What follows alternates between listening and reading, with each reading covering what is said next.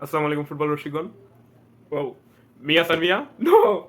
Oh man, what a match we just got to see. আমি একটু বেশি expect করছি এই ম্যাচের থেকে, বাট আই গেস থমাস টুকেল যেটা বলছিল, অর্থাৎ লাস্ট প্রেস কনফারেন্সে, that Sane would score a goal. Why would you say something like that? And yes, he proved that he ain't an idiot. He knows what he's saying, and he implemented that in the field. I know that by Real Madrid would go on transitions, and it would not be easy, but it would be amazing to stop them. And I guess Thomas Tuchel ওই আত্মকেন্দ্রিক হয়ে গেছে যে transition কাটতে তোমার কি করতে হবে, you have to create a mid block না। আর ওদের ফ্ল্যাঙ্কে কে আছে? Lucas Vazquez. তো আপনার কি করতে পারেন, you can create a mid block in order to stop the transition. Okay, তাহলে আপনার যে ওদের ফ্ল্যাঙ্ক যেহেতু অর্থাৎ ফুল ব্যাক হইতেছে offensive, then why don't we just try to put flank overload in their half. And তাই তো বললো। অ্যান্ড আই গেস এই ম্যাচ নিয়ে বেশি কিছু বলা নাই, যদি মেন কথা যা বললো আসলে এতটুকু হয়ে গেছে। But the interesting part is, এত ভাবনা চিন্তা করার পরও যে 2 সপ্তাহ বা 13-14 দিন আগে যে ইন্টারভিউটা দিয়েছিল থমাস টুকেল, আমি এতদিন যে আগামী 13-14 দিন বা আছে এই কয়দিন I am just going to think about football, nothing else. অর্থাৎ go into a tunnel vision, অর্থাৎ এটা হইতাছে আমি, আমার সামনে হইতাছে এটা টানেল, এখানে আমি সামনে যা দেখতেছি that's the goal. And eventually এটা করতে পারছে। অ্যান্ড ভাই, ডোন্ট টেক বায়ার্ন হালকায়, কারণ আপনি বায়ার্নকে যতটা প্রেডিক্টেবল ভাবছেন, আমি কি ভাবছিলাম পকেট স্পেসের ভিতরে সানি মুসিয়ালা একসাথে আসবো, ডেভিসকে দিয়ে ওভারলোড করাই দিব, গুরেরো আছে, মাজারুই আছে, that's it. But Carlo Ancelotti, ভাই কার্লো আনচেলোটিকে আপনি ক্রেডিট দিতে হবে। When you get to see Vinicius, okay let's talk about Vinicius. Madrid ফ্যানরা ওভার হাইপ করে যে কিলিয়ান এমবাপ্পে আসলে এটা ওইটাই, বাট তারা আসলে ওই জিনিসটা করতে করতে ভুলে যায় যেটা তাদের হাতে আছে। Vinicius junior is doing what Kylian Mbappe does at PSG. মানে ও এখন যা করতেছে, আপনার কি মনে হয়, আপনি যখন কার্লো আনচেলোটি আসার পরপর ভিনিসিয়াসকে দেখছিলেন, ইনস্ট্যান্ট মুভমেন্টটা যেটা ছিল, ভিনিসিয়াস জুনিয়র, রড্রিগো কই ছিল ভাই? ওকে, রড্রিগোটা বাদই দিলাম, ভিনিসিয়াসের কথা ধরি। ভিনিসিয়াস আগের সিজন বা আগের সিজনের কথাও যদি ভাবি, Ronald Araujo was bullying him in the flank. কারণ ওকে তখন ওয়ান অন ওয়ানে মার্কিংয়ে রাখা যেত। ওয়াই?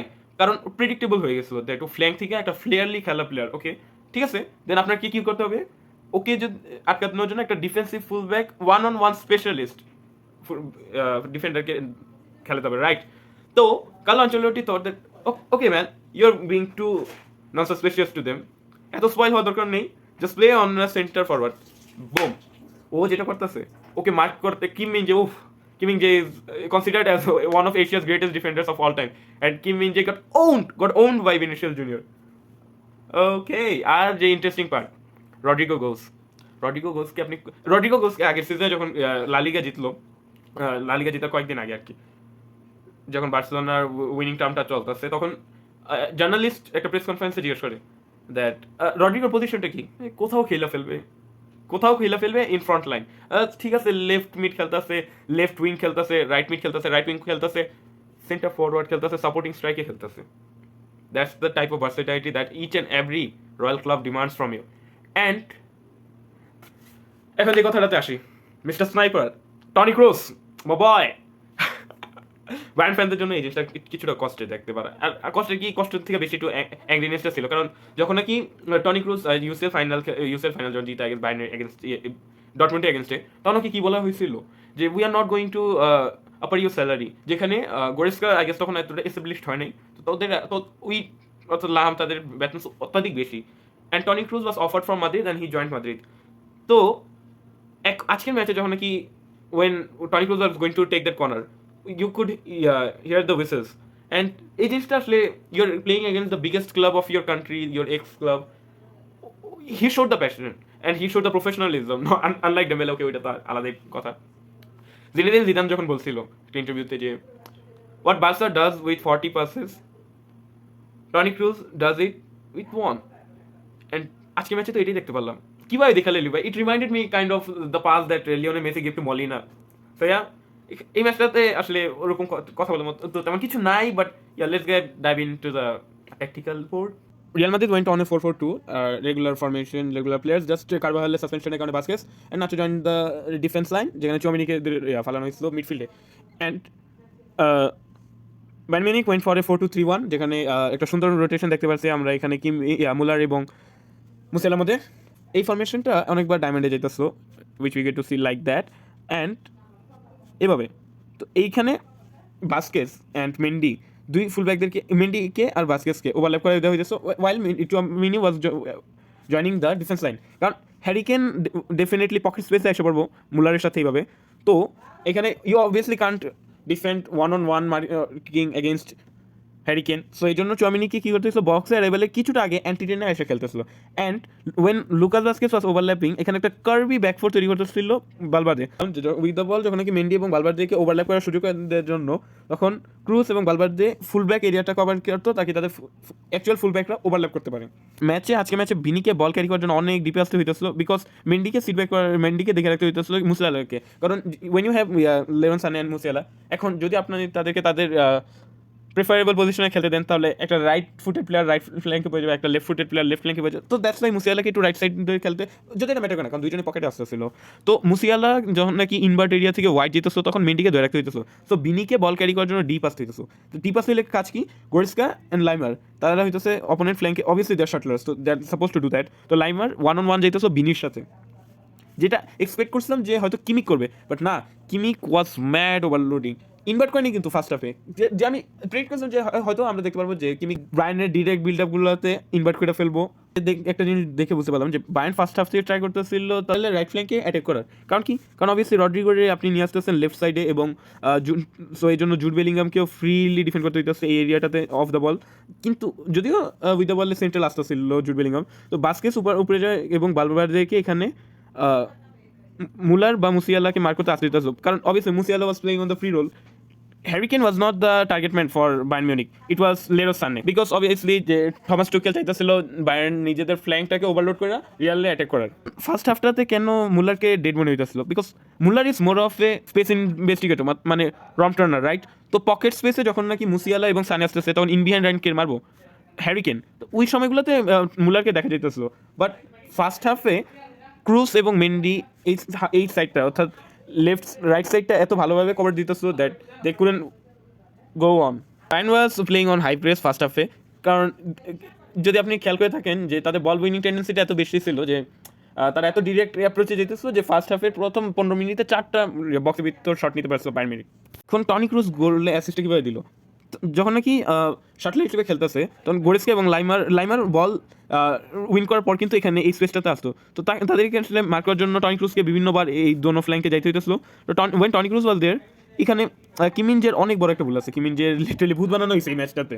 কিমিনজেকে এখান থেকে একটা সুন্দর পাস ডেলিভার কীভাবে দেখলা, I can't explain this goal, come on man, it was than pure art.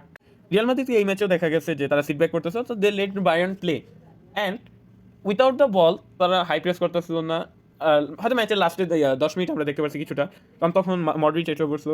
তো মডরিচকে আসলে আজকাল দেখা যাইতেছে বেশি, he is working more of A shuttler rather than the register he use to. পরের সাবগুলোতে কী হয়, অনেকগুলো সাবস্টিটিউশন হয়েছে, মেন যেটা ইম্প্যাক্টফুল লাগছে আমার কাছে সেটা হচ্ছে গোরেস্কাকে উঠে গুরেরোকে যখন নামাই দিচ্ছে। তো then Bayern played on a back three, মাদারাউইকে ব্যাক থ্রিতে মানে, এবং যে একটা ফাউল করছিল যে রড্রিগোকে, it was very good tactical foul, কারণ যে ইন্ডিয়ান রানটা মারতেছিল যদি এটা রড্রিগো না হয়ে জুড বেলিংহাম হইতো then I guess it could have been an on target, but যদি গোলও না হয় then it could have been an good on target or potentially goal. পুরোইরও আসার পর the game became very spoiled, অনেক প্রেডিক্টেবল হয়ে যায়। সে হইতেছে ফ্ল্যাঙ্ক ওভারলোড এমনি করতেছিল যেহেতু পকেট স্পেসে আসতে হইতেছে সানিক অনেকবার, তো এখন তো গুড়ির আসার পর তার কাজটা একটু সহজ হয়ে গেল। এখন লাইমার এসে বলছে লোন পিভটে, এখন ঠিক আছে, I get to see that তুমি ইগো সরে ফেলছো, you are letting Madrid go on up to you, but যখন নাকি একটা বল ক্যারিয়ার আছে ক্রুজের মতো, he has another one like বালবার্দে and Jude Bellingham, you just can't go this three up you. তাই কী করছে, কিমিককে ইনভার্ট করে দিয়েছিল। তো এখন যা করতেছিল যে কিমিক ফার্স্ট হাফে জোন 40 আশেপাশে নাহলে ইনভার্ট করতো না, but now he has to, যে ফ্ল্যাঙ্ক দ্বারা ওভারলোড হইতেছে বারবার, then obviously you won't let them to attack on your weak points, right? তো ঠিক সে কী হলো, কামাবিনকাকে এনে ফেলো, because he is able to play on that defensive fullback role, and এই স্পেসগুলো অর্থাৎ ফুলব্যাকের স্পেসগুলো সে কভার করতে জানে।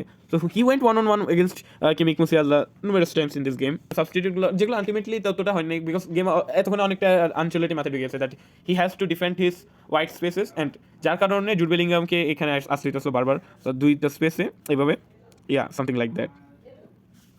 আজকের ভিডিওটা বানানোর আগে আমি ভাবতেছিলাম that we are just underestimating that how big of a manager Carlo Ancelotti is.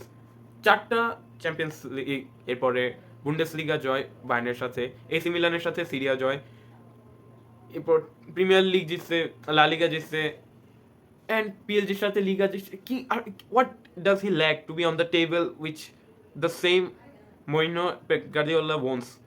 অনেক আন্ডাররেটেড একটা ম্যাচ কোথাও না কোথাও, কারণ এত বড় একটা ক্লাবে খেলার পরেও সে আন্ডাররেটেড না, ওর আসলে সব টিমগুলোতে এত ফ্ল্যাশি প্লেয়ার আসলো যে ও আসলে একটু নামটা একটু নিচে এসে পড়তো। যেমন নাকি লিগাতে জাটান, এরপরে সিরিয়াতে পাটো, এরকম ইউ নো দিস গাইস। তো ইন দিস ম্যাচ আমি আসলে একটু কিছুটা হতবাক যে যদি আপনি আজকের কথা চিন্তা করেন then what can stop Real Madrid. I guess এই কোয়েশ্চেনটা অ্যান্সার দেওয়া অনেক অনেক টাফ, অ্যান্ড ওদের যে আনপ্রেডিক্টেবিলিটি আছে ওভার পারফর্ম করতে পারতেছে। I know that tactically you can outsmart them, যেটা নাকি পেপ গার্দিওলা করছে, and Pep Guardiola said that I don't know what else is required to win such a football match. অর্থাৎ ওর জ্ঞানের বাইরে যে আর কি করলে জিততে পারে একটা ফুটবল ম্যাচ। রিয়াল মাদ্রিদ যেটা করতেছে, রিয়াল মাদ্রিদ প্লেয়াররা যা করতেছে, I don't think we have ever get to see something like that. মানে নিজের ক্যালিবারের বাইরে যাওয়া, pushing the boundaries in order to see the possibilities of the potential of yourself, one has to definitely try the impossible. And কোথাও না কোথাও Real প্লেয়াররা তো ওইটাই করতেছে, right? So yeah, this was it for today's video. Hopefully we will meet on the next one. Assalamu alaikum. Khuda Hafiz.